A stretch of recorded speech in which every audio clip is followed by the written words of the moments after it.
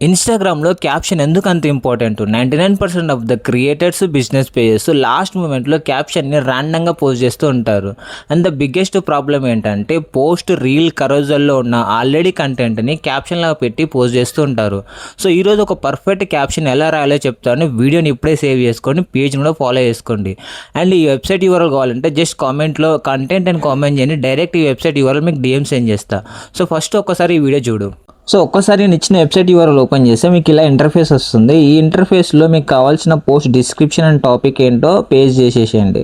దాని తర్వాత మీ post type ఏందో సెలెక్ట్ చేసుకోండి. రీలా, కరోజలా, పోస్టా, స్టోరీ అండ్ లాంగ్వేజ్ సెలెక్ట్ చేసుకోండి. ట్యూన్ సెలెక్ట్ చేసుకోండి. నీష్ మీ ఇండస్ట్రీ ఏదో సెలెక్ట్ చేసుకోండి. దాని తర్వాత మీ టార్గెట్ ఆడియన్స్ ఎవరో సెలెక్ట్ చేసుకున్న టార్గెట్ ఆడియన్స్ వచ్చేసి ఈ వీడియోకి సో కంటెంట్ క్రియేటర్స్.